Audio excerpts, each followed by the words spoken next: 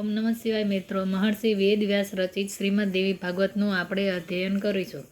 રાજા મહાભીષ અને ગંગાજીને બ્રહ્માજીનો શ્રાપ. ઋષિગણ બોલ્યા, પુણ્યાત્મા સુતજી સત્યવતી નિષાદની પુત્રી હતી, તો પછી પુરુવંશી ધર્માત્મા રાજા શાંતનુએ સ્વયં તેમને કેવી રીતે સ્વીકારી લીધા? સુતજી બોલ્યા, ઈક્ષ્વાકુ વંશમાં જન્મેલા મહાભીષ નામના એક વિખ્યાત રાજા થઈ ચૂક્યા હતા. એમણે 1000 અશ્વમેઘ અને 100 વાજપેયી યજ્ઞ કરીને દેવરાજ ઇન્દ્રને પ્રસન્ન કર્યા. ફળ સ્વરૂપે તેઓ સ્વર્ગના અધિકારી બન્યા. એક સમયની વાત છે. રાજા મહાભીષ ગંગાજીના ભવને ગયા હતા. પ્રજાપતિ બ્રહ્માજીની સેવામાં બધા દેવતા ત્યાં પધાર્યા હતા. પિતામહની સેવામાં મહાનદી દેવી ગંગા પણ ત્યાં જ ઉપસ્થિત હતા. ઘણા વેગથી પવન ફૂંકાયો, જેનાથી ગંગાજીના શરીર પરના વસ્ત્રો આડાઅવળા થઈ ગયા. ત્યાં ઉપસ્થિત બધા દેવતાઓએ ગંગાજી સામે દ્રષ્ટિ ન કરતા પોતાના મસ્તક નીચા નમાવી દીધા. પરંતુ રાજા મહાભીષ નિર્ભયતાપૂર્વક ગંગાજી સામે જ જોતા રહ્યા. બુદ્ધિમતી ગંગા પણ તે રાજાની સામે જ જોતી રહી. બંને જણા પ્રેમાવાસમાં બંધાઈ ચૂક્યા હતા.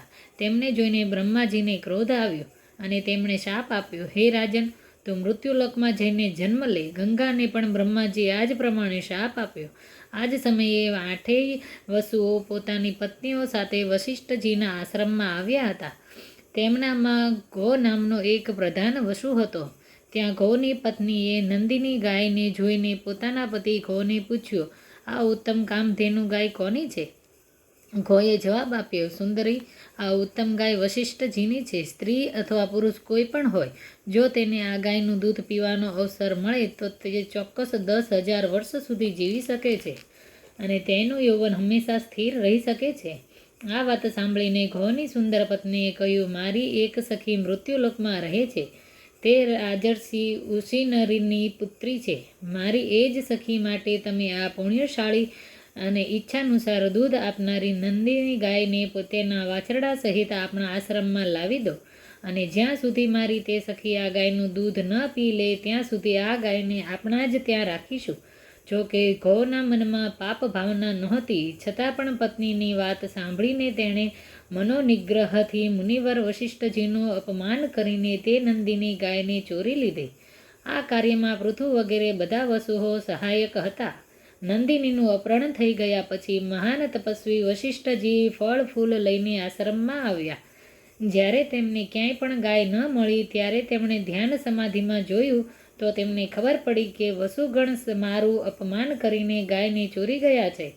ત્યારે તે બોલ્યા કે આ અપરાધથી બધા વસુઓને મનુષ્ય યોનિમાં જન્મ લેવો પડશે.